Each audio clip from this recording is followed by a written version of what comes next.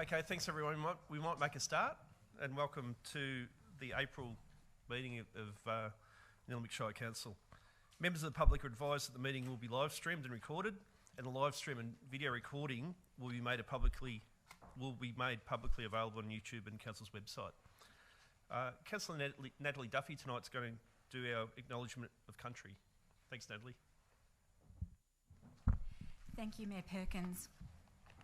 For more than 60,000 years, this land, sky and water belonged to the Wurundjeri Woiwurrung people. As the owners of this land, the Wurundjeri had their own laws, beliefs, ceremonies and environmental ways rooted deep in continuous practice. Evidence of their long connection to this land can be seen in the eel traps nearby at the Yarra River, the scar trees in the area, oral stories and recorded history. Wurundjeri remain connected to this land even as the traditional custodians of what became the Shire of Eltham and is now Nillumbik Shire Council. In the Indigenous world, every event leaves a record on the land, and everything in the natural world is a result of the actions of the past. The practices of acknowledging the custodians and seeking permission to enter or use resources from the land and the waters have always been in place in Indigenous societies around the world. Cultural practice now is to acknowledge traditional custodianship of the land at the commencement of meetings and events like this council meeting. This acknowledgement pays respects to the traditional custodians and ancestors. Importantly, it also continues the traditional cultural, spiritual and religious practices of Indigenous people. Nillumbik Shire Council acknowledges the Wurundjeri Woiwurrung people who are the traditional custodians of this land. We pay our respect to Wurundjeri elders of the past, present and extend that respect to all First Nations people. Thanks, Councillor Duffy. Councillor Payne is going to do a good governance pledge. As councillors, we're mindful of our civic responsibilities and obligations. We pledge to take them seriously and to carry them out with diligence and integrity. We know the decisions we take will affect the people and environment of Nillumbik now and in the future. We undertake, therefore, to make sound and principled decisions of lasting value in a spirit of fairness and for the good of all. We also pledge to serve the needs and well-being of the community and the environment in an open and honest manner and to the best of our abilities. Thanks, Councillor Payne. We thank Alison Footer, who's going to say a prayer for us tonight. Captain Alison Footer is the team leader of one of the three ministers at the Salvation Army in Greensborough. Working alongside her is Min and Sunny, and they moved into this position in the area at the same time, January of last year. Alison moved in with her husband and 3 children, and 2 of those children have special needs. They're enjoying exploring this beautiful area as time permits. The team at the Salvation Army is passionate about partnering with other community groups and schools. Last year they had the privilege of supporting families at Christmas, and they had help from Rotary and providing ongoing support to one of the local schools through their lunchbox program, where they provide lunch and snacks for students who have been unable to bring lunch to school. They also support their local seniors by facilitating a fellowship group. The seniors have an opportunity to share over a meal, go on outings with friends or hear from a guest speaker. The team and Alison look forward to discovering how they may further serve and support our community. Thank you, Alison. Thank you so much for allowing me the privilege to be here tonight. And if you're willing, please join with me in prayer. Heavenly Father, we gather today asking for your blessing, for your guidance, for your wisdom, and for your support as we begin this meeting. Help us to engage in meaningful discussion and nurture the bonds of our community. Fill us with your grace as decisions are made that might affect our community, and ask that you would show us how to conduct ourselves with a spirit of joy and enthusiasm. Father God, give us a desire to work together and encourage one another. Continue to remind us that all we do here today, all that we accomplish, is for the growth and betterment of our community. We ask these things in your precious name. Amen. Thank you, Alison. Next item on the agenda is apologies. We're all here as council, so no apologies. Presentations, number of presentations. The first is the council presentation, acknowledgement of former councillors. I'd like to acknowledge 4 former councillors who are here tonight, and also one that's not here. Jane Ashton's here tonight. ex-councillor, I should mention Councillor Orr perhaps, but Grant Brooker is an apology. Peter Clark is here. John Dumerick and Bruce Rankin are here. Welcome tonight. Thank you all for coming tonight for a well-deserved recognition of your service to the community over the previous term of council. Many would underestimate the amount of work and hours involved in firstly becoming a councillor and then, if successful, in fulfilling the role.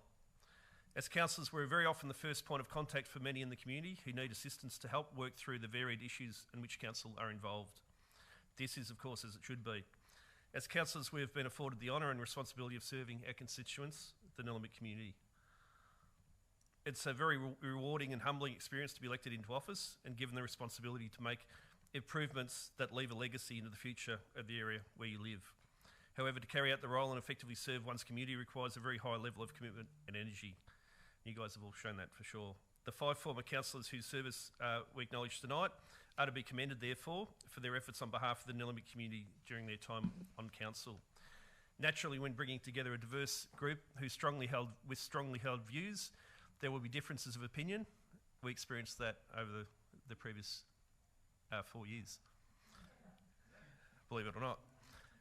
Nevertheless, despite these differences of opinion, what we had in common was the commitment to serve and improve the lives of those in our community. I'd therefore like to formally recognise the service of the 5 former councillors, who are here, 4 of whom are here tonight. If we could start with Jane Ashton. We've got a small presentation, Jane, but Jane, you were the councillor for Sugarloaf Ward from 2016 to 2020. In that time, she served as chair of the Inclusion Advisory Committee, the Environment Advisory Committee, and Panton Hill Bushland Reserve System Advisory Committee, as well as being council's representative on the Northern Alliance for Greenhouse Action, among a number of other responsibilities. So please come forward, Jane, and myself and Deputy Mayor will hand over the certificate. Oh, come up here if you like. Congratulations. No worries.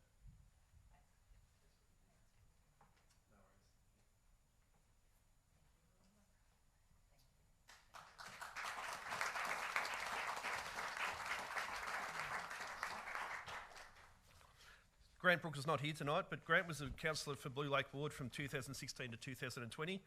He served as the chair of the Environment Advisory Committee, as well as chair of the Panton Hill Bushlands System Advisory Committee and the Inclusion Advisory Committee. Grant also chaired the Northern Greenhouse Action Alliance, amongst numerous other roles and responsibilities during his time on council. Peter Clark. Peter Clark served 2 terms as mayor and 1 as deputy mayor during his time as Nillumbik councillor for Wingrove Ward. He is also a member of the Audit Committee and represented council on a number of external platforms, among these on the Yarra Plenty Regional Library Service Board of Directors, the Northern Metropolitan Region Councils Group and the Interface Councils Group. Bath Council, Peter, thanks for your work.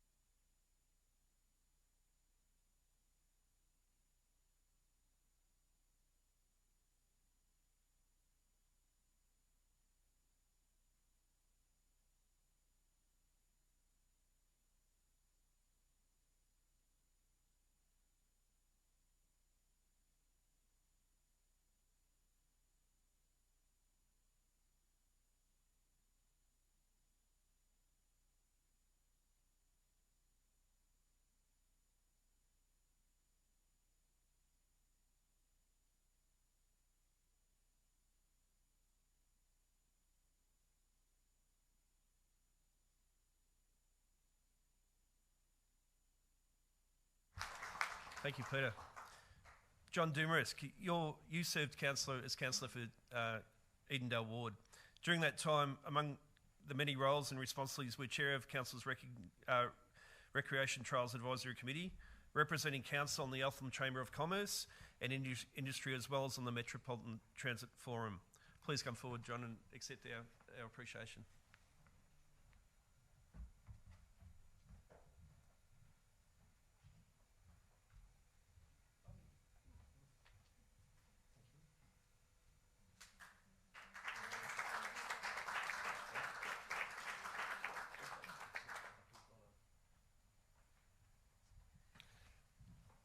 Bruce Rankin was councillor for Swipers Gully Ward, and during his time on council, Bruce served as Deputy Mayor in 2018-2019. He also served on Council's Audit Committee, was a council representative on the Eltham Chamber of Commerce and Industry, and served as Deputy Mayor of Council's Deputy Chair of Council's Economic Development Advisory Committee. Again, on behalf of Council and the broader community of Nillumbik, I'd like to thank you, Bruce, for the work you've done.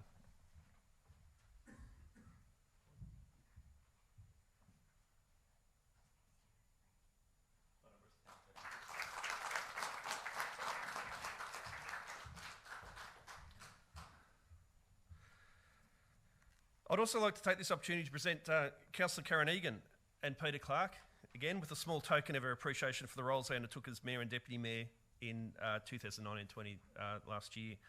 Much of the last year of their term of office was, of course, dominated by the pandemic, a period of great uncertainty and disruption. Needless to say, it was a challenging time for all, including being on council, and their work was invaluable in helping council to operate and continue to deliver its services to the community throughout. So, Councillor Egan, as a long-held process is to receive a book, and that book shows a lot of the achievements of yourself and the council you led in the last 12 months. And Peter Clark, as Deputy Mayor, we've got a small box of chocolates for you. No red. So.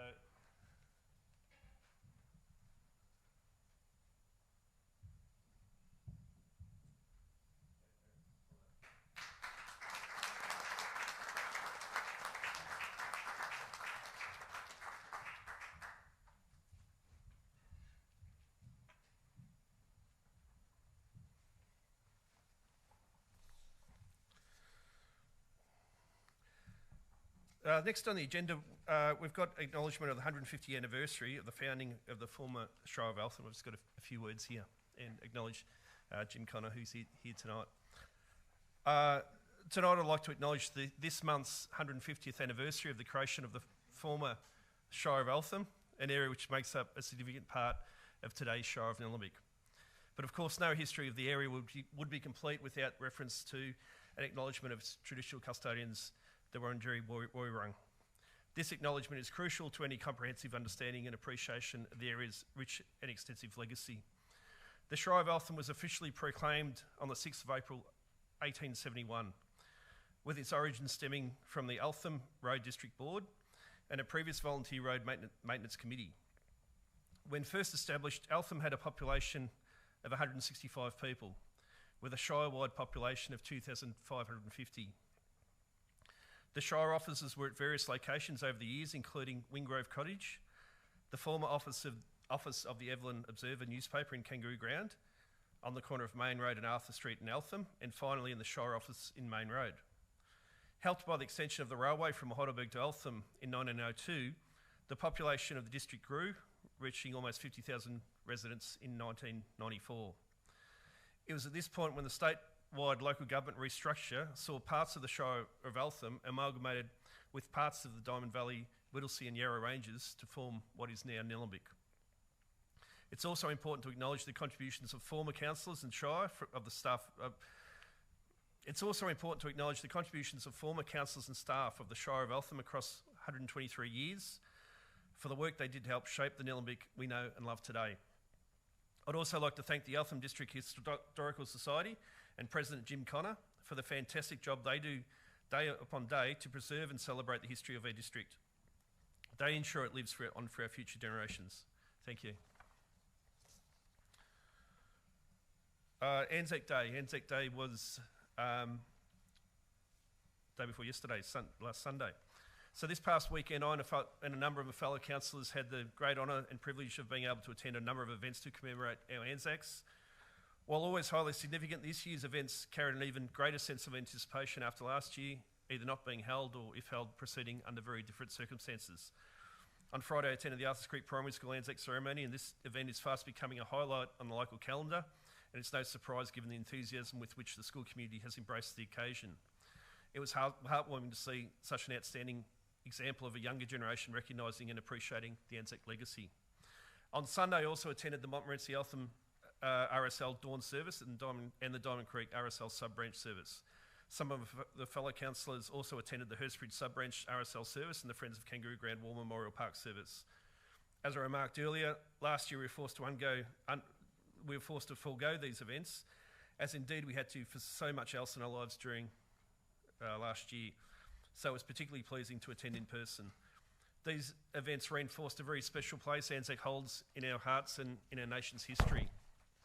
It's an opportunity for us to recognise the sacrifices made by so many and to reflect and express our undying gratitude. We commemorate Anzac Day as our way of honouring the pain, suffering and ultimate sacrifices made by our servicemen and women who fought and played their parts in not just the First World War, but also in the Second World War, in Korea, Vietnam, Afghanistan and in all other theatres of war and in numerous peacekeeping efforts throughout the world.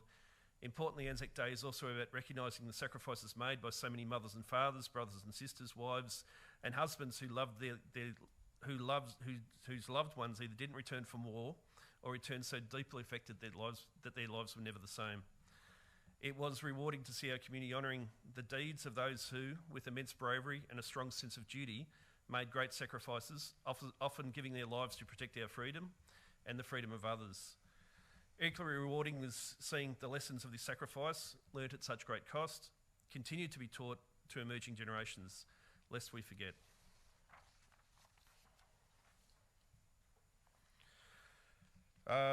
Confirmation of minutes have been circulated. They're in the agenda. Looking for a mover and seconder that minutes be confirmed.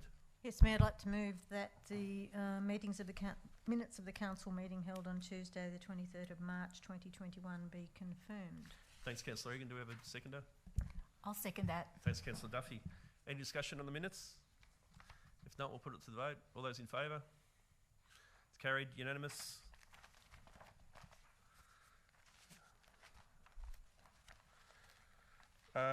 Next agenda item is the disclosure of conflicts of interest. No disclosure of conflicts of interest. Petitions, agenda item number 9.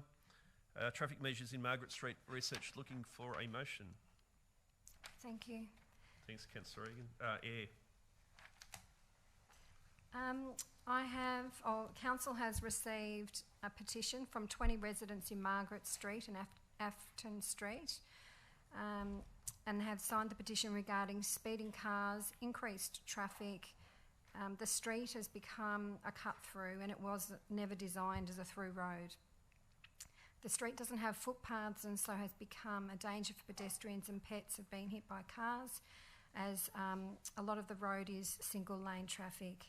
They're asking council to look at reducing the speed limit and checking street signs amongst numerous other requests. As such, I wish to move the following motion. The council receives and notes the petition concerning Margaret Street research, traffic in accordance with the governance rule meeting procedure. Refers this petition to the Director Operations and Infrastructure for investigation and response. An initial point has been added, writes to the petition organisers and notes the petition has been received and apologises for the delay in actioning. And 4, notes that officers will advise the petition organiser and councillors of the outcome. Thanks, Councillor Eyre. Do we have a seconder? Councillor Amcharan. Councillor Eyre, do you wish to speak to the motion? Only to say that now that this has been pushed through, and I look forward to working with the residents and officers to support residents to hear their concerns. When the road was initially sealed, I don't think they ever expected the traffic to increase to the level that it has, and so therefore safety is here as well. So we just want to make sure that the residents feel comfortable to actually drive in their own streets and actually walk in their own streets. Thank you. Thanks, Councillor. Any other Councillor Entran? Yeah, I'd just like to thank the residents for bringing this petition to us. Councillor Eyre and I were actually approached by a rather large group of residents from Margaret and Afton streets when we held our community meeting and research last month. And they were all very keen to work with council to find a resolution. We know road safety is a huge issue across Nillumbik, and clearly Margaret Street is no different. The current situation is posing a danger to both people and wildlife, so I'm really keen to see us investigate possibilities to resolve this, whether it be reducing the speed limit, more signage, speed bumps. Hopefully we can find a way to resolve the problem. I just wanted to guarantee the residents that Councillor Eyre and I will both continue to work with the Director of Operations and Infrastructure to make sure this gets progressed. Thanks, Councillor Entran. Any other councillor wishing to speak? We'll put that to the vote. All those in favour? It's carried. Unanimous. The next item is questions from the gallery. Got a number of questions. The first one's from Doug Evans from Christmas Hills Landcare Group. Are you here tonight, Doug? The question from Doug was, prior to agreeing to or offering any alternatives to Melbourne Water's proposed amendment associated with the sale of land in Christmas Hills, will council representatives, they being relevant officers and councillors, meet with community representatives from the Christmas Hills Landcare Group and the Christmas Hills Mechanics Institute Committee of Management and the Christmas Hills Fire Brigade to understand their perspectives and together explore options, with the aim of finding a preferred position that can be agreed on and supported by both council and these community organisations? And if not, why not? So the response, Doug, is that council has currently been asked by Melbourne Water to resolve or support, or in the case of tonight, probably not support, the proposed amendment to the Nillumbik planning scheme to allow for divestment of their land at Christmas Hills in order to meet Melbourne Water's timeframes for the project. We have been advised there is no flexibility to change these timeframes. Melbourne Water intend to refer the proposed amendment to the Government Land Purchasing Service, who will run the amendment process through an advisory committee, where councillors are submitted to the process only. The advisory committee process will include public exhibition as part of the amendment process, where both council and the community will have the opportunity to prepare submissions on the proposed amendment. Regardless of tonight's decision of council, officers and councillors, of course, would be happy to meet with community representatives from the Christmas Hills Landcare Group, the Christmas Hills Mechanics Institute Committee of Management and the Christmas Hills Fire Brigade to understand their perspective and advocate on their behalf during the GLPS process. The next question is from Gilla. Is that? Yep. Gilla Schnapp asks the following questions. Question 1. Was there any public consultation on the decision by Melbourne Water to declare the Christmas Hills Reservoir site to be no longer required? And the response to that question is... Oh, that's that one. Yep. Sorry. Response 1. Melbourne Water has undertaken public consultation regarding the proposed disposal and planning scheme amendment and with key stakeholders. Since 2017, Melbourne Water have conducted 25 face-to-face meetings, 226 direct mail, 2 community drop-in sessions, 7 inquiry by design sessions, 102 online submissions. Further public consultation of the proposed planning scheme amendment will be undertaken by the Government Land Planning Services, or GLPS, on behalf of the Minister of Planning, who is the responsible authority undertaking the amendment. The second question from Gilla is there an opportunity for council to request a reversal of this decision following public consultation, even if it means a smaller reservoir is used instead, particularly given the shortage of the Shire of potable water and water for farming needs and fire protection? So Gilla, in 2012, approximately 1,000 hectares of Melbourne Water land in Christmas Hills was set aside as public use zone for a potential reservoir was determined to be no longer required. In 2012, Melbourne Water undertook a comprehensive review of potential augmentations of Melbourne's water supply system, which included consideration of the need for Watsons Creek Reservoir. The review took into account financial, environmental, social, technical and climatic considerations. As a result of this analysis, it was determined that the Watsons Creek Reservoir was no longer a preferred long-term option. The recommendation was supported by state government and the relevant water retailers. Melbourne Water has since deemed the land as surplus to their requirements. The amendment accordingly facilitates the divestment of the land by applying appropriate planning controls, or zones and overlays, and removing redundant overlay controls affecting land in the project area. Kelly Grant has asked a couple of questions. Kelly here tonight. Kelly's first question is, given that several councillors have stated their support for community organisations and the arts in Nillumbik, and that it was known to council in 2020 that Eltham Craft and Produce Market was seeking to transfer management, on what grounds did the council not offer support to Rotary to assist with a smooth transition? Eltham Community Market Stallholders Association Incorporated, or the committee, who operate the Eltham Community Craft and Produce Market, formally advised council on 22 January 2021 that it would cease operating the market. Council believes the most appropriate process to appoint a new operator is to run a public expression of interest process, and that's what's happened. Question 2, moving forwards, what actions will Nillumbik Council take other than tabling an EOI in support of the Eltham Craft and Produce Market to ensure that the craftspeople within the Shire continue to have the opportunity to share their work with the Nillumbik and wider community? So on tonight's council meeting agenda, councillors will consider granting a licence agreement to a new operator for the market. They are the questions from the gallery. Councillors, we'll move on now to advisory committee report. Looking for a motion. It's advisory committee report for tonight. Councillor Eyre. That the minutes of the Recreation, Trails and Advisory Committee meeting held on the 24th of March 2021 and the Positive Ageing Advisory Committee meeting held on the 9th of April 2021 be noted. Thanks, Councillor. Do we have a seconder? Councillor Duffy. Back to you, Councillor Eyre. Councillor Duffy, would you wish to speak? No. Yes, I'd just like to say what a fabulous job our advisory committees do. They're packed with volunteers who are offering their community knowledge and wisdom to the council to improve the services that we have available. There are lots of other committees that had meetings during this period as well, and I was able to go to the Recreational Trails Advisory Committee, and it was a fabulous meeting. We were able to celebrate the long-term effort that group has put into extending and advocating for the trail out to Hurstbridge, which is happening at the moment. So that's congratulations to them, because it's nice to see the rewards of their effort, taking fruit.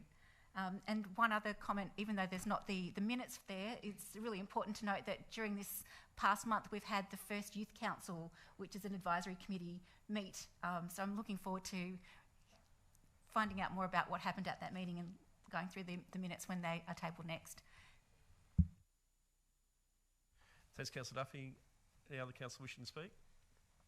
Just one thing in the minutes that I did query, and it's in the minutes of the Positive Ageing Advisory Committee, and the line item was talked about name badges. Name badges will be ordered for members, will not include individual names. So we've cleared that up. We're going to put the names on the name badges.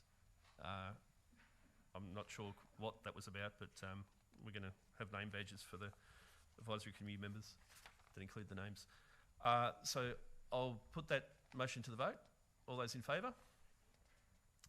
It's carried unanimously. Thank you. On to the next item, reports of special committees, which there are none.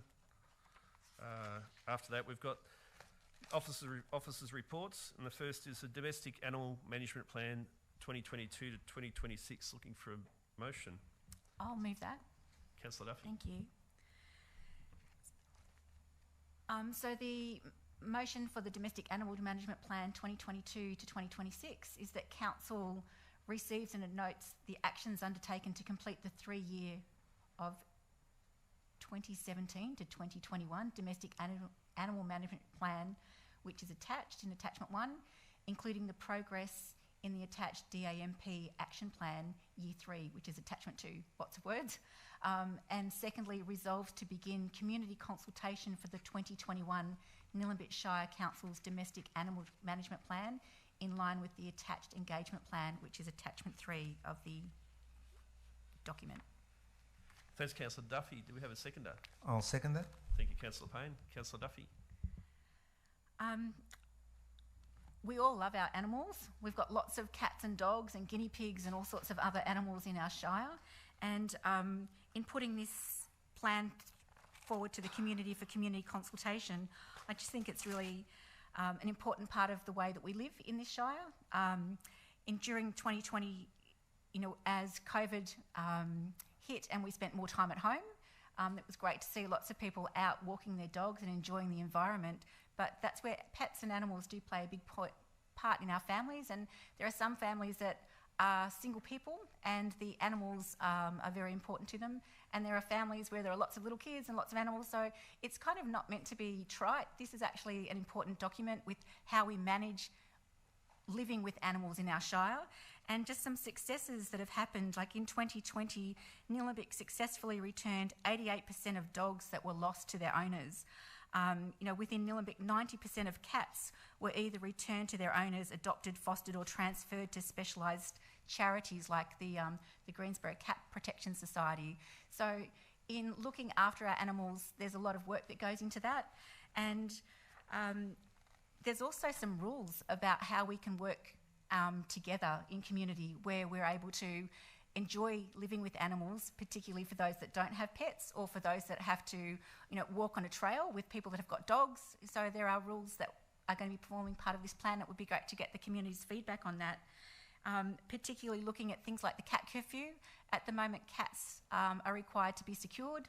Most of those cats are coming inside to live inside with their families from 7:30 p.m. until 6 a.m. I'll leave it for the community to go through the plan, but it's all about responsible ownership. So making sure that we look after our animals, we love them and we care for them, but we also are able to live with people and work together in harmony with that. One of the things that's particularly important to me with this plan is the collection and disposal of dog poo. Not a very positive or pleasant conversation, but it's a reality. And one of the things that really annoys me is the fact that there is so much dog poo that's left on our streets and on our trails. So, we have a responsibility to make sure that we keep our place clean. Other councils do different things. I'd like to see us include more infrastructure to be able to have more dog poo dispensers available so that people can do the right thing if they don't bring their bag, but also to look at the way that we enforce this. So we have some rules at the moment for fines, and I'm just looking at a neighbouring city council, this Yarra City Council, where they actually have a $500 fine if you fail to pick up after your dog, and they have a $200 fine if you fail to carry a bag. So I don't want to wag a big stick on people, but I'm really hoping that as part of being considerate pet owners, dog owners really do the right thing so that everybody is doing their bit to keep our environment clean and pleasant and we're enjoying our pets.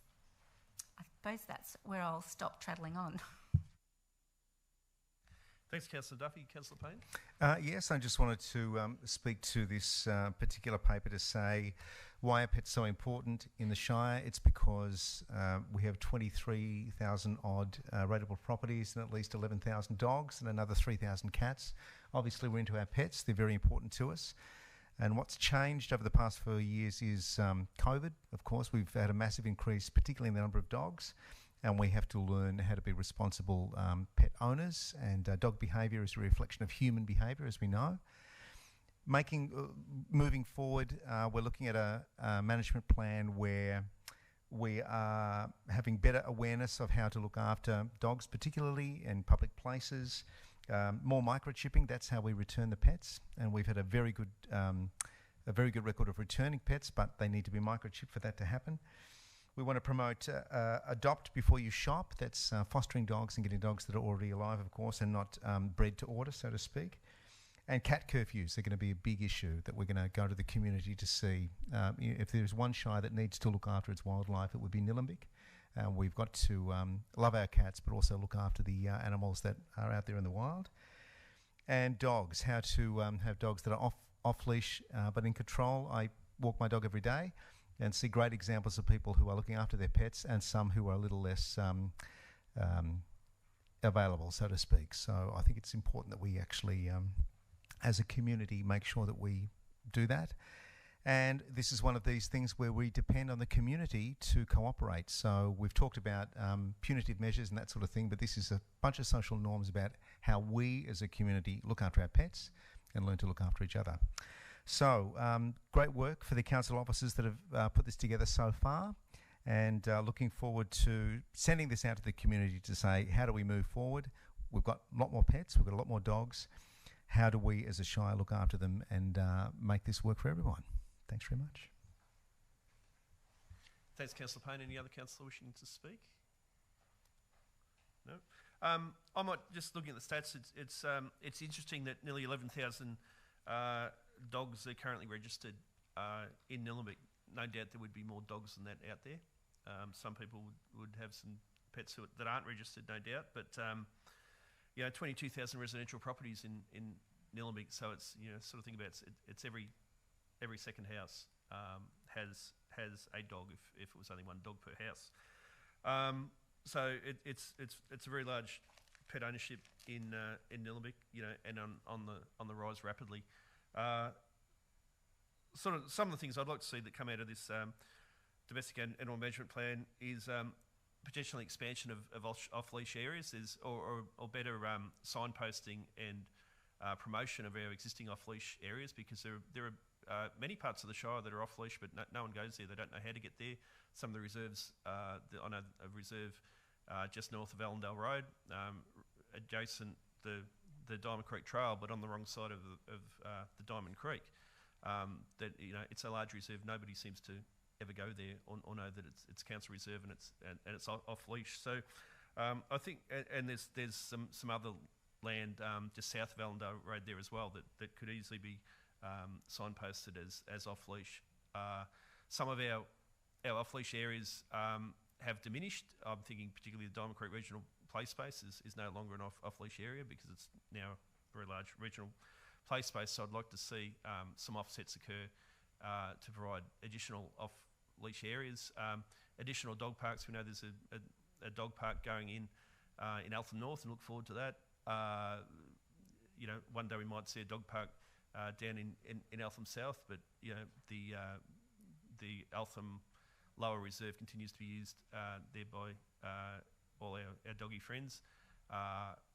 But just thinking in terms of the benefits of pet ownership, mental health. I don't know where a lot of us would be after the most recent pandemic without our pets. They are indeed part of the family. So yeah, I hope everyone does feed into the domestic animal management plan. I'm sure many people will, and look forward to seeing the suggestions. One suggestion that's been put to me over a number of years, and I'd like to see it happen, is that we're very good at providing lighting to our sports fields, and we're getting to the point in the next few years where they'll all be lit. Perhaps we can start to consider providing some lights to some of our dog parks, because people do like to get outdoors once they get home from work, and during the winter months, by the time they get home from work, it's dark and they can't take their dog for a walk or get to any of the dog parks that are a bit secluded without some lighting. So you happy to support the motion or put it to the vote? All those in favour? It's carried unanimously. And we're on to the next item, which is a local law review, and looking for a mover. Councillor Ramcharan. I'd like to move that Council resolves to formally undertake the process to replace the Amenity Local Law and the Infrastructure and Assets Local Law, endorse the Community Engagement Plan, and endorse the discussion paper for the purpose of undertaking community engagement process. Or that should say the community engagement process. Thanks, Councillor Ramcharan. Do we have a second? I'll second that. Thank you. Councillor Ramcharan. I see a lot of exciting possibilities with the local law review. I won't go through all of them. I encourage everybody to have a good look at the discussion paper for some of the things that we're proposing to add. And there'll also be the possibility to change or remove the existing local laws. So all of that's listed in the discussion paper, and I really look forward to seeing what everybody has to say. Just to note a few of the most exciting possibilities, or the ones that I think are most exciting. Councillor Payne said before that if there's any one shire that needs to look after its wildlife, it's Nillumbik. Well, we're asking people in the discussion paper about whether we should regulate fencing in order to protect wildlife. Just 2 weeks ago, I was going through Hurstbridge and saw some cyclists on the side of the road. And when I pulled over to check that they were all right, I found them tending to a kangaroo that had become caught in a ringlock fence. A lot of people aren't aware of the danger that ringlock fencing poses to wildlife, but if you talk to any wildlife carer, you'll find that kangaroos get caught in ringlock all the time. Barbed wire is another issue. And while we need fencing, and fencing's critical for many uses of land that we have within Nillumbik, we need to have a good think about how we can make sure that any new fencing that gets installed, we can't do it retrospectively, so we can't fix the existing fences, but any new fencing that gets installed, we can make sure that it's not going to pose, or at least we can reduce the risk that it poses to wildlife. So that's one really exciting thing that could come out of this local law review, if that's what the community wants. We can also look into regulating the use of dangerous chemicals, such as glyphosates, creating regulations that will regulate landing and launching helicopters within the Green Wedge, which will prevent any future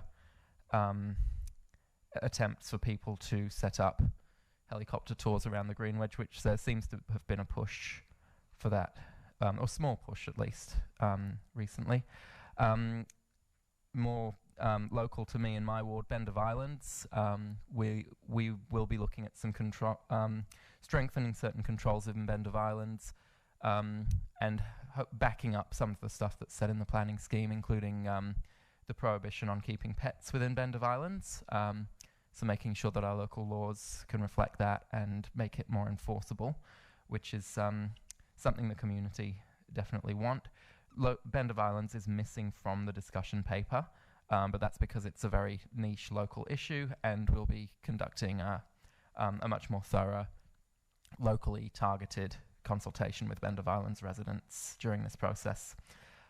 So I look forward to hearing what the community has to say, and any other ideas that come from residents for local laws that we can keep, change, add, remove. We only get to do this once in our 4-year term. It is very difficult to change a local law. So now is the time. If you've got any local laws that you want to create or change, please have your input into this process and let us know, because we won't get this chance again for another 10 years at least. Thanks, Councillor Antran. Councillor Payne? Just wanted to add that these laws also talk about street use and street life, and after COVID we found that's a really important part of any community's amenity, and I look forward to the community chipping in with their ideas about how we can share this place and make the most of the streets and the communities we've got. Councillor Duffy? Thank you. I'd also like to add that in going through the local laws, I've learnt a lot. You know, as a member of the community, you assume that you know what goes in your recycling bin. You assume that you understand the laws of the place. But in reading through the detail, I've been naively incorrect. So I'm hoping that people will take the time to read through the detail, like particularly with what you can put in your domestic waste and recyclables and organic materials. We've got rules about that, and some of it is for common sense. But what also goes hand in hand with having local laws is council having a good communication mechanism to be able to let the community know what the requirements are and the why, so that it's not just do this because we say so or you'll get fined. It's about do this because this is the reason why it makes common sense, or it saves us money, or it's a good practice, or it's to increase safety. So I think in looking at our local laws, we need to, as a council, make sure we're communicating to the community why we have them, why they're important, and why we would like them to follow the laws that we have set. And this is a great opportunity for the community to say we're in step or we're out of step. So hopefully we will get some good community feedback about this. Thanks, Councillor Duffy. Any other councillor wishing to speak?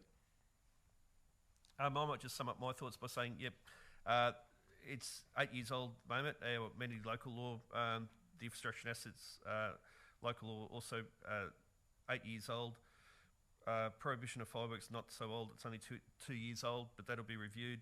The meeting procedure, local law, 4 years old. That's about to be reviewed. A community engagement plan as well is included here, and I'm excited about the community consultation that's about to happen.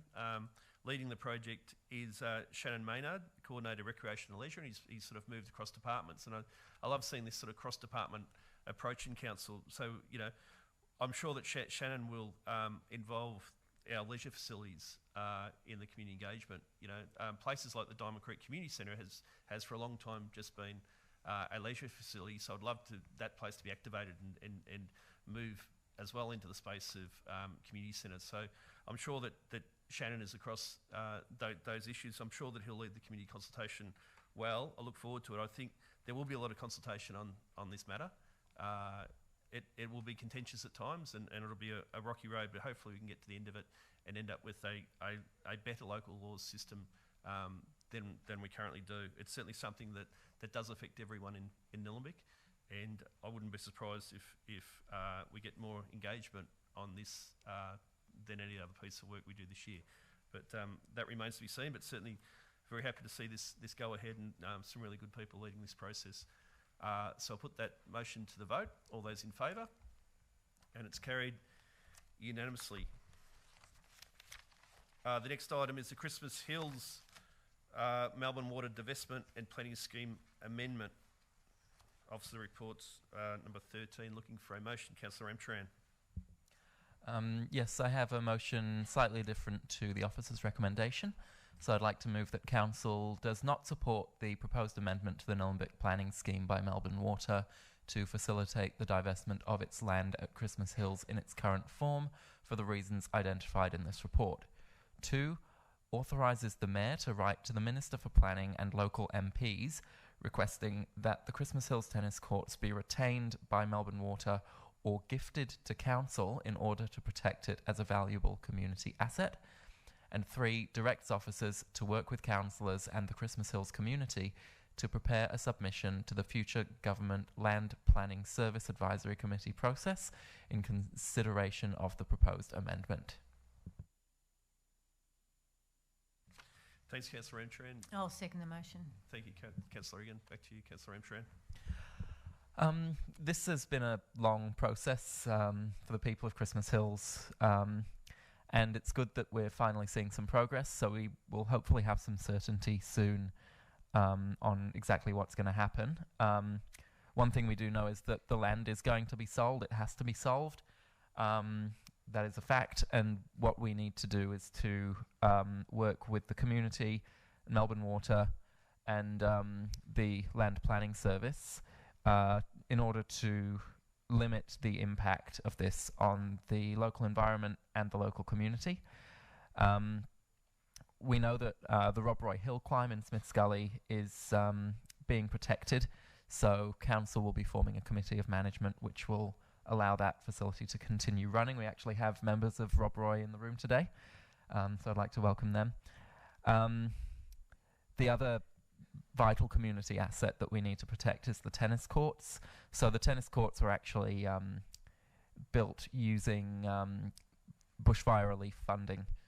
They are incredibly well valued by the Christmas Hills community.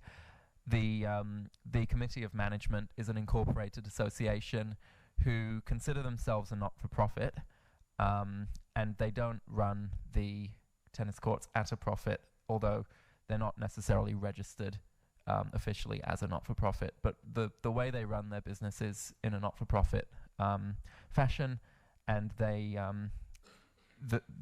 their belief is that it's more important for people to use the tennis courts than to be paying for them.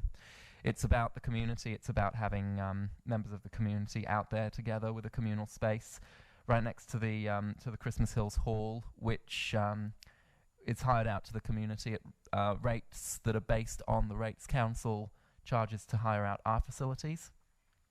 Again, it's a not-for-profit, community-led enterprise. Gives the community a meeting point, and it's also the Christmas Hills Mechanics Hall. So the Mechanics Institute in Christmas Hills use that hall as well.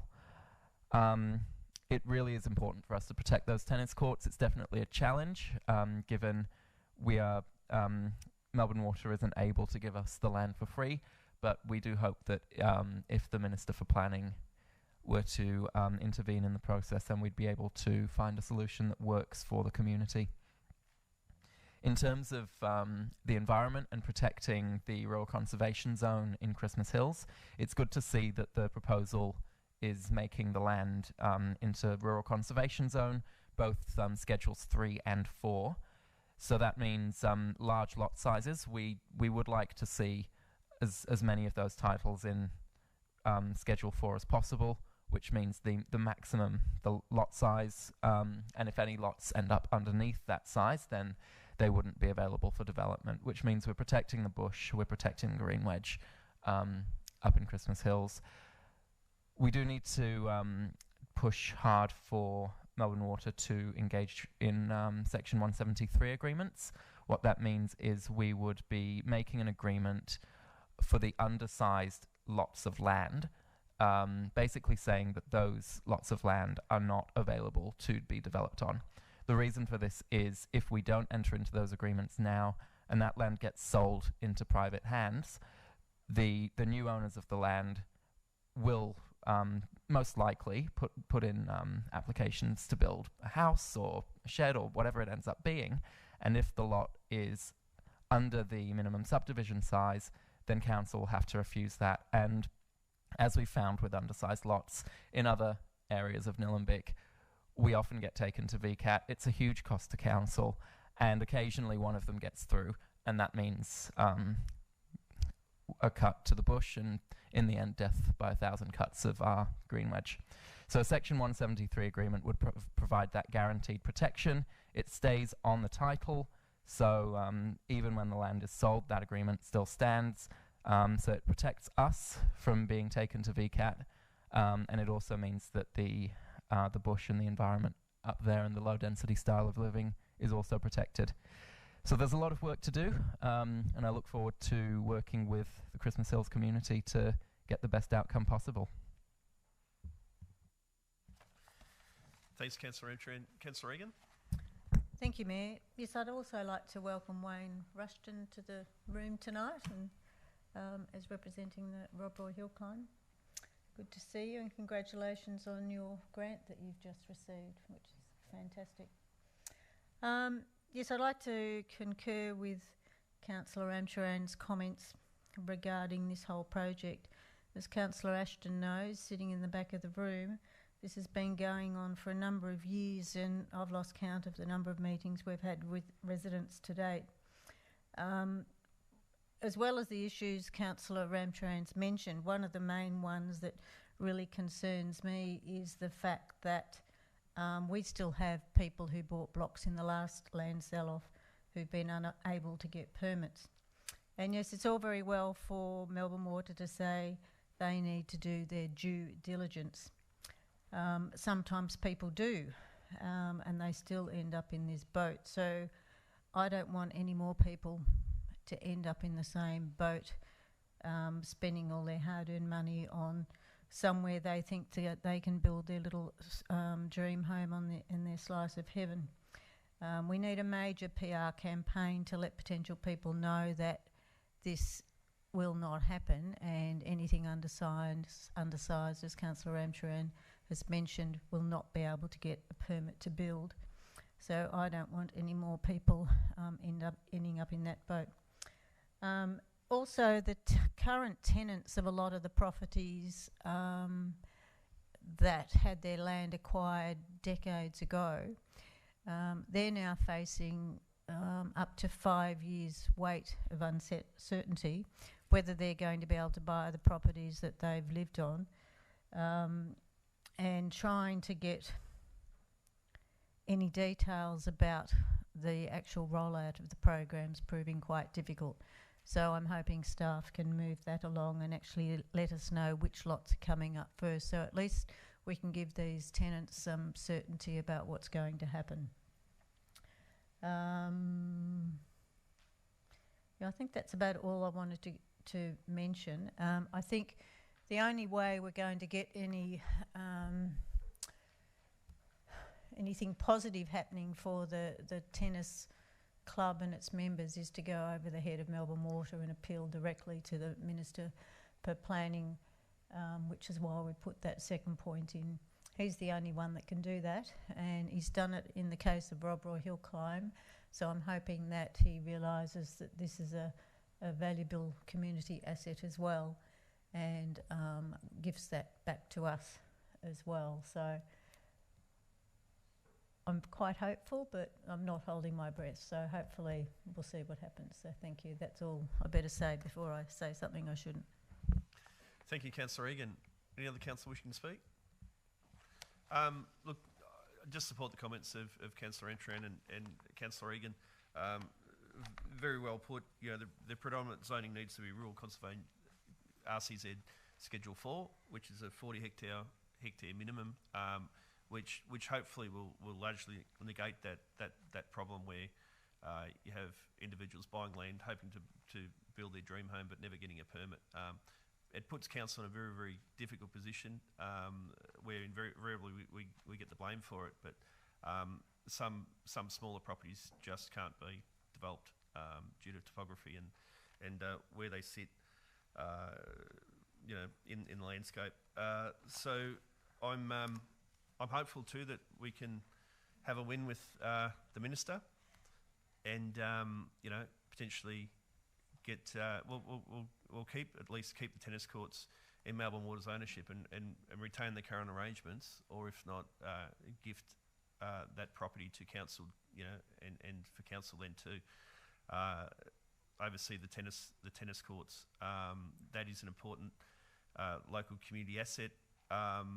It's not a decreasing population. With the sell-off of this land, there will be more people living in the area, and it's, you know, it's certainly not the way to go to be removing community infrastructure, ability of people to be able to get outside and play sport right across the Shire. It's something that council supports. So yes, we'll hopefully have a win with Win. So I'm happy to support the motion. I'll put that to the motion. All those in favour? Carried unanimously. So thanks, councillors. The next item on the agenda, I'm just going to move to my second phone book, is the 2021 Annual Community Survey results. And looking for a motion. Yes, Mayor, I'd like to move the motion, the officer's recommendations as per the papers. Thanks, Councillor Stockman. Do we have a seconder? Thanks, Councillor Entran. Councillor Stockman? Yes, thanks, Mayor. I'd like to just comment on this. It's very important. These are the community survey results. It was 2021, which most of it was done over 2020, which impacted by COVID, of course, and a lot of the communications are done via telephone instead of face-to-face, which made it awkward. But we've got a very flexible team and a good team, and we've got some good results. It's slightly down in some areas, but overall quite good considering the year of last year. There was just a couple of things I wanted to bring up. One was the areas that they had. It's broken into 5 areas, so it's a bit interesting the way that they actually go about getting where the results are from. So, for example, the ward that I'm in doesn't seem to get represented on there as it by itself. There's nothing about Yarrambat or Plenty's mixed in with Greensborough, it says. So I'd like that to change a little bit and that to be more isolated, so we can find out what the results of the survey are more specifically. I'm not really into, myself personally, into micromanaging, but I think this is very important to micromanage stats, and especially community stats, and I think we should really use these documents quite a bit in the future. Yes, I just support this, and to make it available on the council's website, make it available to the public. Thanks, Councillor Stockman. Councillor Ramcharan, you wish to speak? Any other councillor wishing to speak? Councillor Duffy. Thank you. I think these surveys are really important to know how we're tracking and to get feedback from the community. It is only a sample of what of the community, though. One of the things that was really delightful to read was that in the Edendale ward, Eltham North respondents were most satisfied, but also in the Edendale ward, we've got Diamond Creek residents who were among the less satisfied within the Shire as well. So there's work to be done across the Shire with improving the way we do our work and keeping the residents happy in this area. The big issues that kind of came up, which was not really unexpected for me as a member of the community, were rates and financial management and a perceived lack of communication. And, you know, these are issues that, you know, kind of plague council, and we need to get better at this and explaining why the rates are the way they are and what we can do in terms of spending our money appropriately. Traffic and road management were big items, and everyone that travels around, particularly through the urban parts of the Shire, will attest to the congestion that we're experiencing at the moment as a top issue.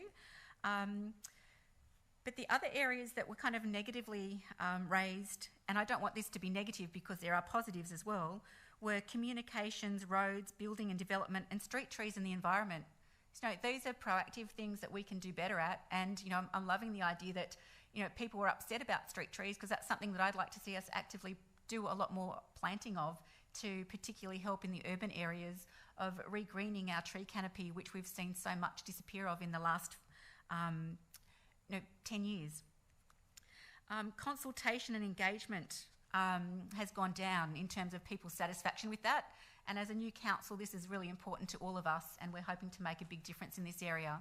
Our engagement is only as good as the way council lets the community know that we're actually seeking their input. So that's where I'd like to see council work out better ways of letting the community know that we actually want to hear from them, rather than just putting things up on our website and expecting people to actually check that as the first place that they visit every day when they're online. But I commend council for having these annual surveys, because it gives us a way of being able to track against past performance and to look at improving our future performance. So please read the document for those of you that are interested, but a big thank you to those members of the community that were able to participate in the survey so that we have these results and we can use them accordingly. Thanks, Councillor Duffy. Councillor Eyre. Thank you, Mayor. I just wanted to reiterate that this is an annual survey, and that it was done mainly through COVID. So whilst we've got some positives in there, we've got some things that we definitely can work on. So it provides us with gaps and areas for improvement, and hopefully that some of the things that weren't received quite as well, or communities' expectations were a bit lower, maybe that was because the year was so hard. Either way, we now know that these are areas to improve on, and that can also be supported through our new community consultation policy as well, which we're hearing from community that consultation has been not the best. So this is certainly one way of improving that. But again, thank you to all of those who participated and took the time to give us feedback. Thank you. Thanks, Councillor Eyre. No other councillor wishing to speak? I suppose when I look at these documents and they're great year on year, and it does give us that framework to be able to track results year upon year. And I think it is important that we work to improve some of these results. There are some areas that we are doing a lot of work in, but just not communicated perhaps as well as it might be. And I think that's a challenge. It's trying to increase satisfaction across many areas, either by doing additional work or at least promoting the work that we are doing. In page 127, it just draws us attention to some results in the cross-tabulation. where all the waste and recycling services, they being garbage, recycling, green waste and hard rubbish, were of higher than average importance and higher than average satisfaction. This is a critical result, highlighting the fact that the community is satisfied with the performance of council providing these core services. The local library was the highest rated service in terms of satisfaction, but remains marginally lower than average importance.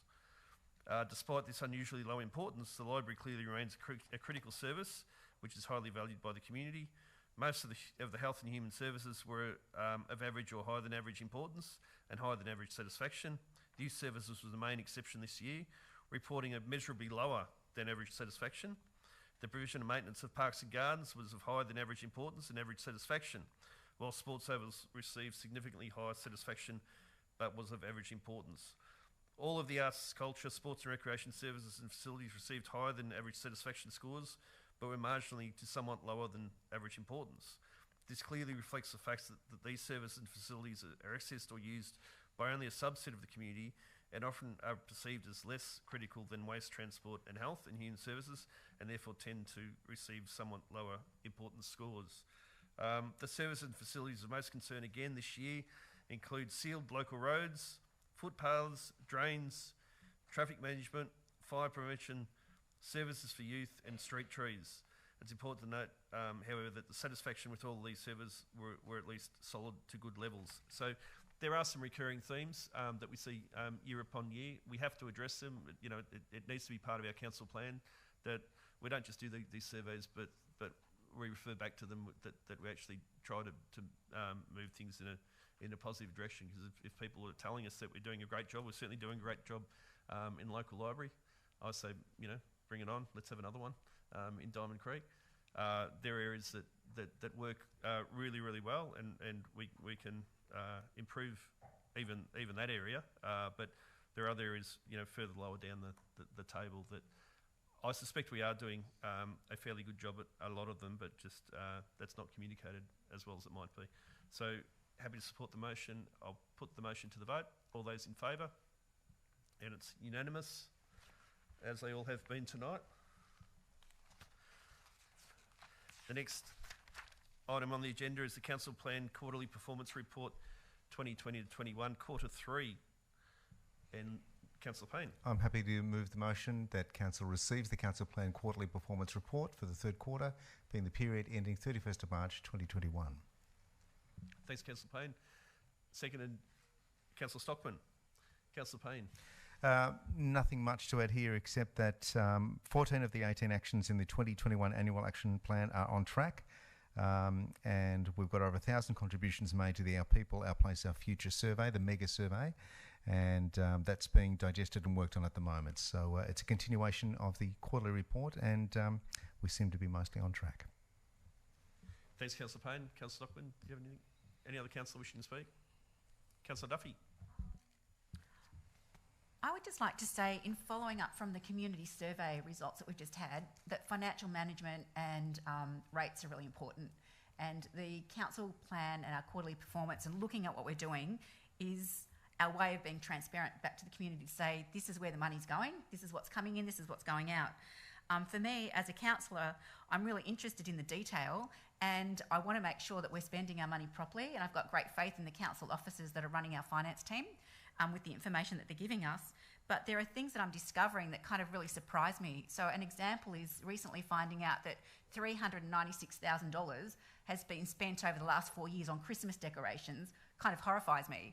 You know, and I think that that would upset a lot of other people as well. So when we're looking at our quarterly performance and we're looking at the big ticket numbers, we also need to look at the lower level numbers as to what are we spending, where are we spending it, and why are we spending it, and is this a good use of the way we're spending our money, because that's what the community want us to do. And so that's why having this information becomes really important. So as a new council, we want to be looking at the detail and making sure that we're spending money wisely. And I think that's what the community want us to be making sure that we're doing.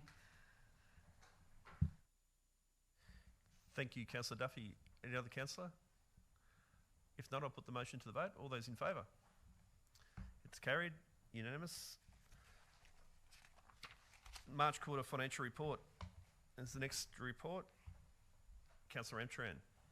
I'd like to move that Council receives and notes the financial report for the period ended 31 March 2021. Thank you. Seconded by Councillor Eyre. Thank you. Look, nothing much to say on this one. It's relatively administrative, but I will be having a good look through the financial report over the coming week and making sure that we're on track financially and seeing where we can make cost savings and where we're going all right. Any other councillor wishing to speak? Put that item to the vote. All those in favour? Carried, unanimous. The next item is the Mayor and Council allowances. Looking for a mover. Councillor Payne. I'll move that. So I'd like to move the recommendation that Council 1, having reviewed the mayoral and council allowances, determined to fix the allowances at the existing levels for the 4-year term of councils as follows. A, the mayoral allowance of $81,204 and B, councillor allowance of $26,245. And 2, give public notice of the determination of allowances in accordance with sections 74 and 223 of the Local Government Act 1989, inviting written submissions within 28 days and consider any written submissions at the Planning and Consultation Committee meeting, 7 p.m, Tuesday the 8th of June 2021. Thanks, Councillor Payne. Do we have a seconder? Councillor Ramcharan. Councillor Payne? Nothing much to say to this except that there are no rises proposed in the allowance for mayor or councillor, and we're putting this out to the to invite the community to have their say. Thanks, Councillor Payne. Any other councillor wishing to speak? Put that to the vote. All those in favour? Carried, unanimous. The next item is the draft Revenue and Rating Plan 2021 to 2025. Again, looking for a motion. I think that is me again.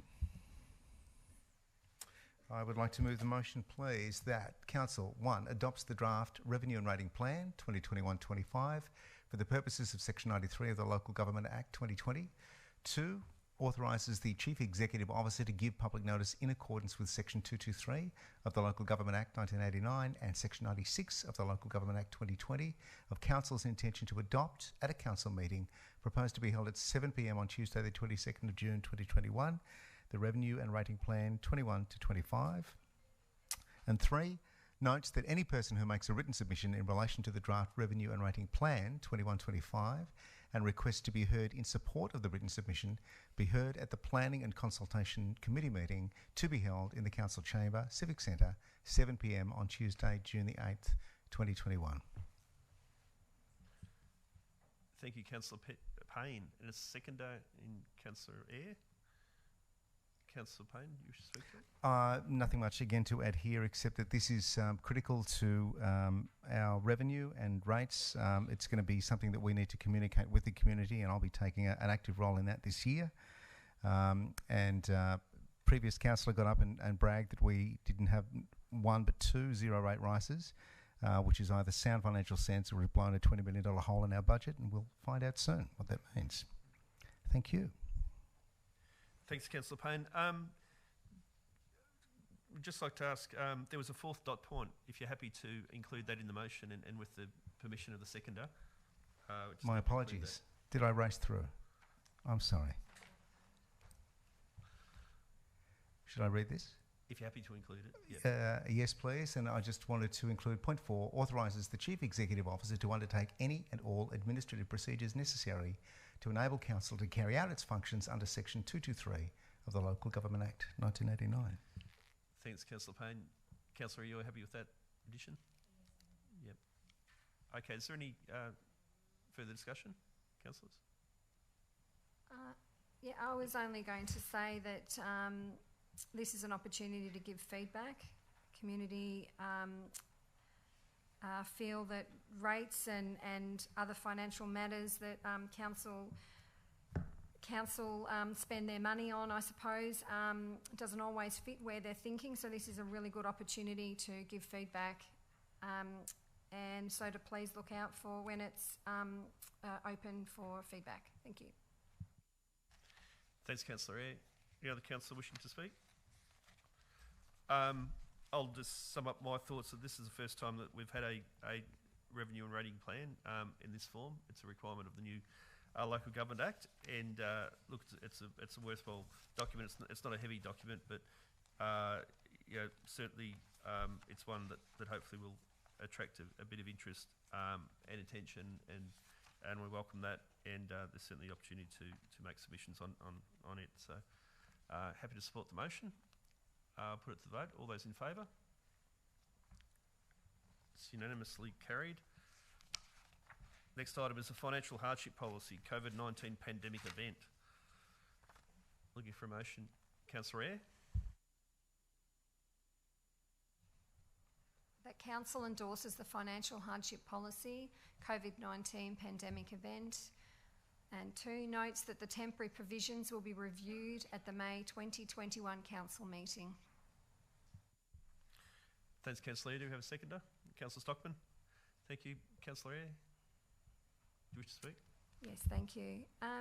So this is really just giving an extension of the financial hardship policy until May, and at that point then we will come back to Council and we will review to see where that's going, how the community is tracking, and do we need to have further discussions, and is this still relevant as is, or do we need to look at altering it? That's really what it is.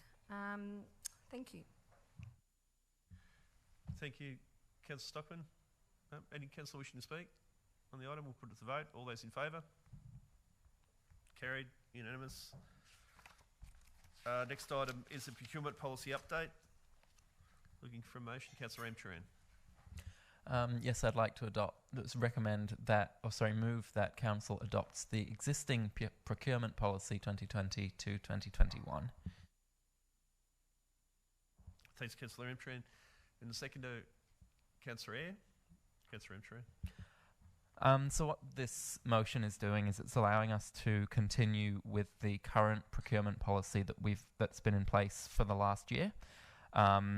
And it really just extends that policy for the next 2 months to give us a chance to draft the new policy in line with state government timelines. I'm happy to continue with the current policy as is for now, and I'm really looking forward to having input into the new policy. There's a lot that you can do with a procurement policy. They often get overlooked or forgotten about, but actually they have a lot of power. So we can use it to look holistically at the way tender applicants run their business. So looking at staff hiring practices, making sure that there's a quality in the way that they hire their staff. There's an organisation called Kinaway. Council's able to become a member of organisations like Kinaway. And Kinaway works with First Nations organisations as sort of a chamber of commerce for organisations that are run by Aboriginal people, and that way we can actually tap those organisations on the shoulder and encourage them to apply to us, so we can really help get some better representation in our contractors. There are so many other things that we can do. Darebin Council, in their procurement policy, were giving extra ratings to businesses who employed local youth, and that might not be something that's necessarily relevant here in Nillumbik, but it's an example of what we can achieve with this policy. We can look at ways that organisations treat their staff, services that they provide to other organisations. So, for example, if a tender applicant is providing services to detention centres, is that something we should mark them down for? If we disagree with, I guess, their social policies on certain things, do they support gambling or pokies? We can also use the procurement policy to mandate a certain percentage of recycled material to be used by tender applicants if they're doing infrastructure work. We can require them to recycle waste material from the works that they do. We can encourage low carbon concrete and steel, and a whole load of other environmental measures to reduce our impact on the environment and the climate. And the other thing that can come out of a good procurement policy is providing feedback to unsuccessful tender applicants, especially if they fall short on environment and social criteria. because that way you help them improve their practices in future. And we can also publish publicly the environmental and social credentials of the successful applicants in order to show the really good work that our tender, that the successful tenderers are doing. So a lot to say and a lot of work to do, but I'm really excited to see where our next procurement policy goes, and that'll be coming to a council meeting in 2 months. Thanks, Councillor Entry. And Councillor Eyre? Thank you, Mayor. Just to note that this is being updated due to the changes to the Local Government Act and is being prepared in collaboration with the Northern Councils Alliance to standardise compliance aspects across all 7 councils. So this policy continues to promote a fair and equitable opportunity for anyone who wishes to make a tender submission to council. Thanks, Councillor Eyre. Councillor Duffy? Thank you. I think this is a really important thing for us to get right. Procurement is how we spend the money that we have to spend. We want to make sure that when we're making our decisions, we are contracting services that are going to be doing quality work for our residents. We're also wanting to make sure that we're being fair and equitable. But for me, I'm really wanting to focus on helping with local jobs for local people and ensuring that in our procurement policy, whilst we have ratings for all of the factors that we need to assess, we also are able to factor in things that are important to Nillumbik so that we are able to buy from people from our shire. And you know, one of the great examples of that is the work that's happening down at the Redback synthetic pitch. The company that has won the tender to do that work are one of the best in Australia. They work around the country doing the synthetic pitches at various sports ovals. And there's a local man from Doreen who is one of the workers there on site at the moment. Other people are coming from other areas, but I think it's important for us to be able to provide work to people that live here and to provide work to businesses that have set up in Nillumbik. And I'd also like to make sure that within our procurement policy and the attachments that we have to this, that we encourage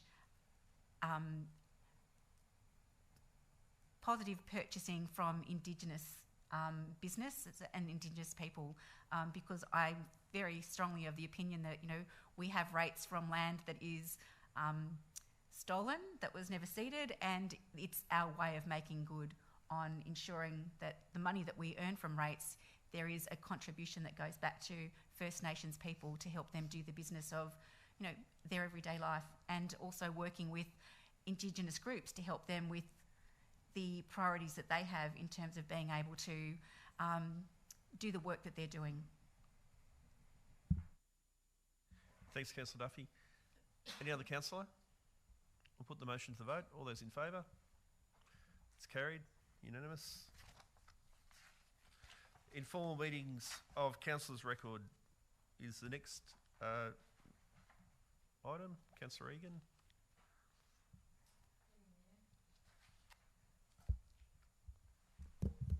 Yes, I'd like to recommend that Council, in accordance with item 19 of Council's governance rule, meeting procedure receives the informal meetings of councillors' records held 10th of March 2021, 16 March 2021, 16 March 2021, 16 March 2021, 23 March 2021, 23 March 21, 24 March 21, 31 March 21, 6 April 21 and 13th of April 21 as contained in the attachments.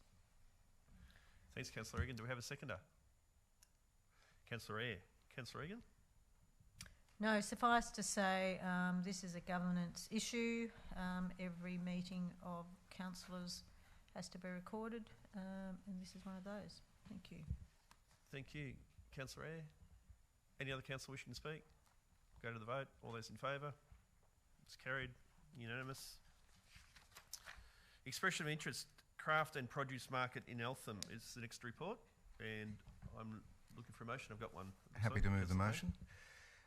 So the motion is that Council 1 grant a licence agreement to proponent B as shown in attachment 2 to operate the Eltham craft and produce market, which includes the following key terms and conditions. The licence area, that part of the land thereon known as 4 to 10 Panther Place, Eltham, or the Library, Eltham Library, 829 Main Road, Eltham, Alistair Knox Park, and 895 Main Road, Eltham, the old Shire Office site. That permitted days and hours of operation be 8:30am to 2pm on the third Sunday of each month, and also the first Sunday in December. Any additional hours will need to be agreed upon and approved by council manager, assets and property, or such person acting in that role. The licence fee is nil. The licence term is 3 years, commencing 10th of May 2021. The licence agreement be conditional upon the preferred proponent drafting and implementing a traffic management plan for the market to the satisfaction of council. The 2, that authorises the manager property and facilities management to finalise and execute the licence agreement. 3, advises all proponents accordingly. 4, resolves that the evaluation scorecard of the EOI Eltham Craft and Produce Market remains confidential on the grounds specified in the definition of confidential information in section 3(1)(f) of the Local Government Act 2020. 5, acknowledge the previous Eltham Craft and Produce Market Stallholders Association Committee for their efforts over the past 43 years in running a not-for-profit community market in their volunteer capacity. 6, acknowledge the stallholders who have made the Eltham Craft and Produce Market the local attraction it has been within Eltham, and their most generous donations to local charities and community groups. Council congratulates you on giving back $147,000 to our community over the past 12 years of your operation. And 7, resolves that the successful proponent be named. Thanks, Councillor Payne. Do we have a seconder? Councillor Duffy. I'll second that. Great. Councillor Payne. This is a great outcome. This has been a contentious project for some time. The craft and produce market struggled at the end of last year, managed to get through 2020 somehow, but was unable to keep the committee going. And a lot of the storeholders and a lot of the community were looking forward to a continuation. So we've gone out very quickly to produce an expression of interest. I know that there will be some parties that say they were overlooked or not contacted in time, and that may well be the case, but we do have a successful tenderer for this, and I'm looking forward to all the storeholders and the people of Eltham being able to enjoy the craft and produce market, and I wish the new tenderer the best of luck. Thanks, Councillor Payne. Councillor Duffy. Thank you. The Eltham Craft and Produce Market is close to my heart. I spent a number of months volunteering with the committee last year to help during the COVID time. For me, as an Eltham person for 12 years, it's been fabulous to go down to the market, to see it continue, and to see it go through its up and downs. But there's consistency. There are storeholders that have been there for 40 years. Ron, with his propagated plants, had his 85th birthday on the 17th of December. You know, he went through COVID isolated. The market is his outlet. Bob, who makes his handcraft chopping boards, he said that this is his second experience of curfew. His first was when he was a 7-year-old boy living in Holland, and when he would go outside, he could be shot by the Nazis that were occupying the land. So for his experience of COVID as a market holder, this curfew was not as bad, but he was still craving the opportunity to be out and about in community. A lot of the storeholders are elderly. A lot of the storeholders are young. So at the market, we've got these young, vibrant crafters that are wanting to have a spot to be able to share their craft and to make some money. And we have experienced storeholders like Judith, who's probably knitted more jumpers than you could imagine in the 40 years that she's been a storeholder. So it is important that an institution like the Eltham Craft and Produce Market continues, and it's important that council makes it easy. And I think the thing that's really fabulous is that this has been run by a storeholder association of volunteers, and it's been exhausting for them. Di Gardner, the past president, I spoke with her today. She did that job for 16 years. There's a lot of effort that goes into her creating product, and then to setting up in a market in all sorts of weather, whether people come or they don't. But the volunteers and the committee, I'd just like to acknowledge Mark, Bianca, Alison, Yanni, Christine and Kim, who have kept this going over the last few years, for the great work that they've done, and for all of the storeholders for turning up religiously every month and creating a vibrant place. My apologies is that it's taken us 5 months to get to this point, and that during COVID, many of you have missed out on income, and you've had experienced frustration in council facilitating the reopening of the market. But we're at a new point where the market will continue, and I hope that the people that come in to run the market are able to do this in a way that helps you feel connected to the community in the way that you have been. And for the community, that we rally behind the market and know that for these things to continue, we need to support them. And these people are, by and large, local businesses. And, you know, we've had Kelly Grant raise a question today. Sonia Casia does her small animal ceramics. There's Lorraine Everett who does Eco Peacock. There are so many different people that have made up the markets, and I just hope that they will come back. One of the things that I was hoping council could have done in this was facilitated just a meeting where we could have gotten the store holders together to say, hey, this is what we're hoping to do for you.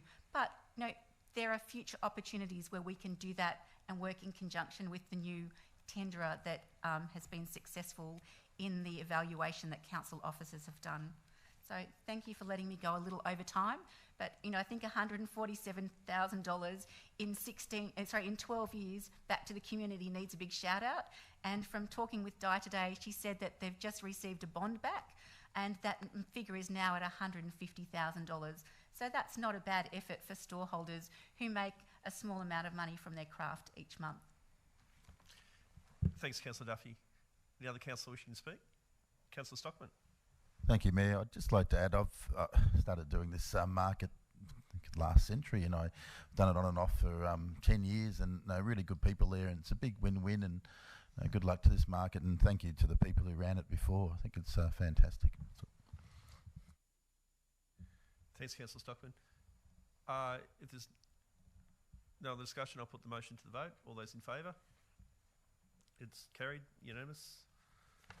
The next item is the tender report. Do we name the proponent? We name the we can name the price, yes.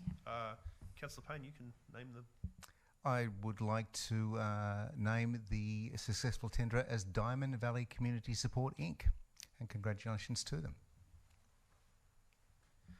Thanks, Councillor Payne. The next agenda item is tender report, contract 2021-48, provision of loan finance. Councillor Ramcharan.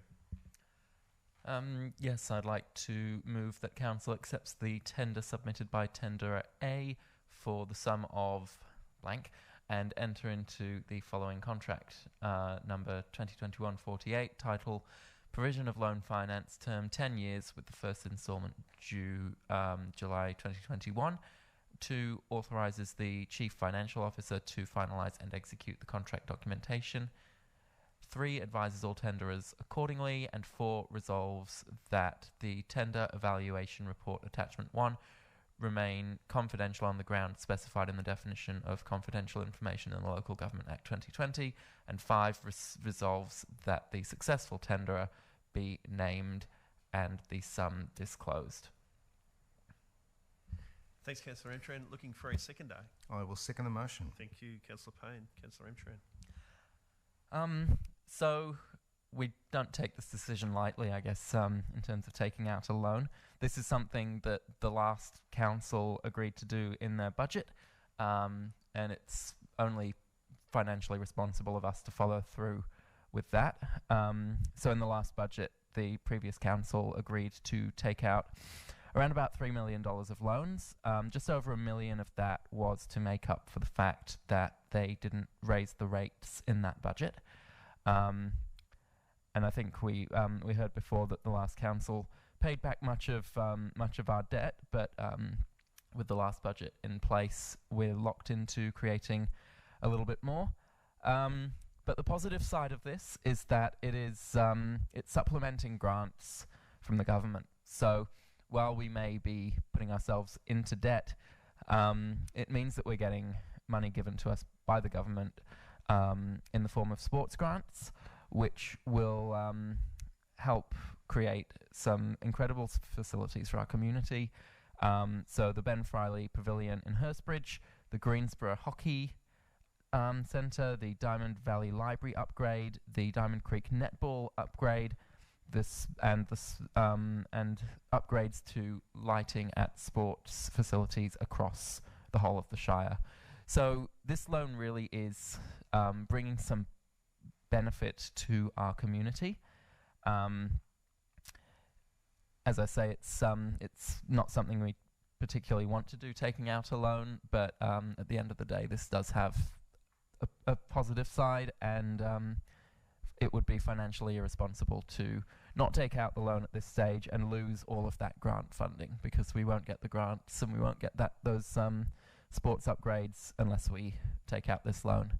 So we can chip in to those projects.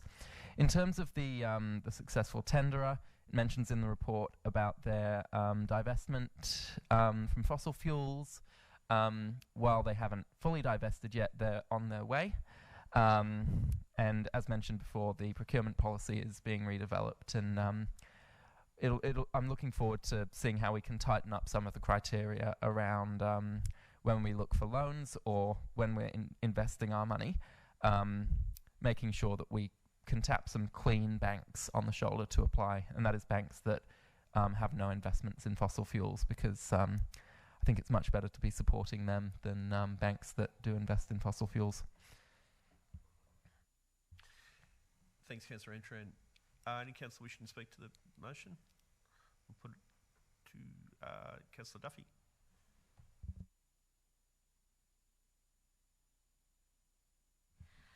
I'm very nervous about borrowing money. I know that there's good borrowing and there's bad borrowing. I know there's times to borrow when interest rates are low, but I'm reluctant to borrow money for future projects when we have existing projects that we need to work on. So we have projects that are running short with their money and that have infrastructure that's essential, and that's where I'm reluctant to borrow money for future projects when we need to get the current projects that we're doing right. So the other hesitation that I have with this is that I don't like the idea of borrowing money to make up for rates that we didn't charge. I might not be saying this in the right way, but there were people that were able to afford to pay their rates last year in COVID, and I believe that we should have, at that time, put forward the rate rise as we have proposed to do that in this term of office. So I just wanted to make that statement about borrowing and living within our means, because as individuals we need to do that. We need to look at our budgets and look at what we're spending our money on in our households, in our businesses. We're teaching that to our kids, and as a council I want to make sure that we're fiscally responsible with the money that we put on the table for the people of the future to pay back. Thanks, Councillor Duffy. Any other councillor? Councillor Egan. Thank you, Mayor. Yes, so while I understand where Councillor Duffy is coming from, part of the reason really all of this has come about is COVID. I mean, all of these grants that we have actually now received, we have to put in 10%, I think, as a generalisation. So without putting in the 10%, we won't get the rest of the money. And at the moment, it is nearly free money because of the interest rates being so low. But I have to say, even though we didn't put up the rates, we were able to pay back a lot of the debt on that previous council. So if COVID hadn't come along, that last rate rise wouldn't have been an issue.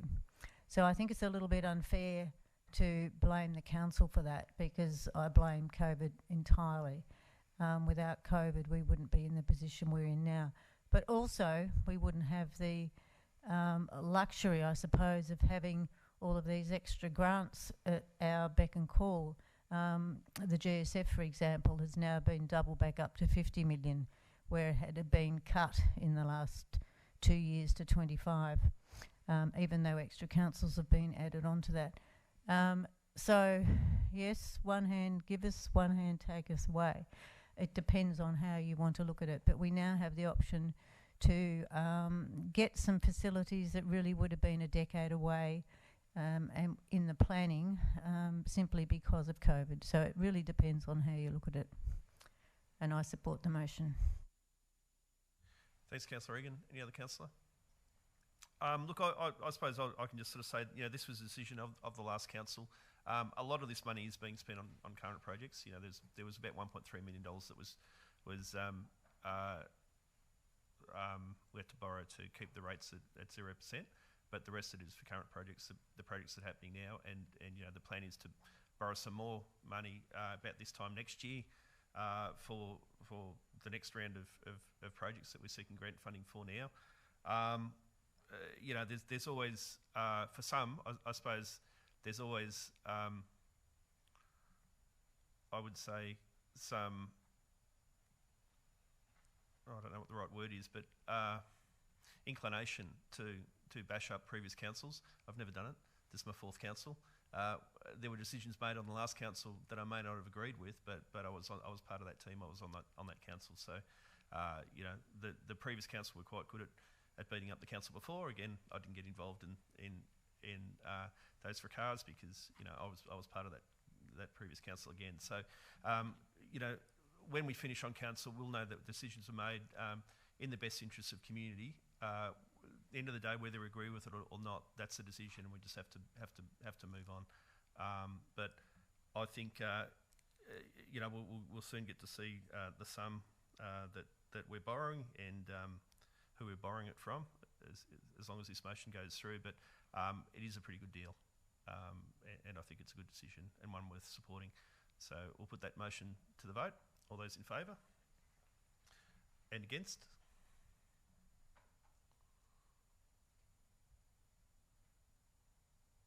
Or did you want me to, all those in favour? Yep. Motion's carried. It's unanimous. And we can now name Councillor Ramchain, perhaps. So I'd like to name National Australia Bank Limited, or NAB, and the sum is $3,303,000. Thank you. The next item is it's titled Grant Funded Project, and looking for a motion. Councillor Stockman. Yes, Mayor, I'd like to move the motion that Council notes this report. It's shorter than what I normally say, but your Council notes this report. Thanks, Councillor Stockman. Do we have a seconder? Councillor Eyre. Councillor Stockman. Just like to say that it's pretty important in the fact that this is talking about grants, and before they come out to the public, that we're not to, or just to take note, not to make it available. We do get excited, and we do like to inform the public for a lot of things, but yeah, it's just one of those governance ones we need to take note. Thanks, Councillor Stockman. Councillor Eyre. Any other councillor? Councillor Egan.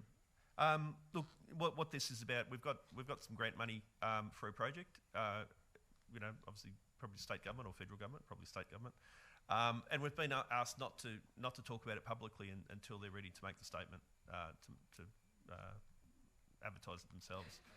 So that's really what this report is about. So we don't want to put the grant funding in jeopardy by talking publicly about this matter, unfortunately. So we've got to carry it into the confidential meeting.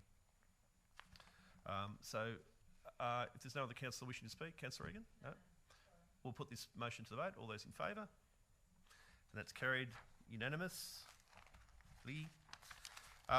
There's no notice of motion, no delegates' reports, supplementary urge of business, none. Confidential reports. So there's one confidential report. I'm looking for a motion for agenda item Yes, 17. Mayor, I'll move that in accordance with section 66(2) of the Local Government Act 2020. Council resolves to close the meeting to members of the public to consider confidential items. Sorry, Alex and Jim and Wayne and the rest of you. Thanks, Councillor Egan. Do we have a seconder? Councillor Eyre. No discussion? Yep. All right, we'll put that motion to the vote. All those in favour? It's carried. Unanimous. All right, thanks, ladies and gentlemen, for attending tonight. That's the close of the meeting. We've got a very short confidential council meeting. If anyone wants to hang around for 5 minutes to speak to a councillor, they'll be out there shortly.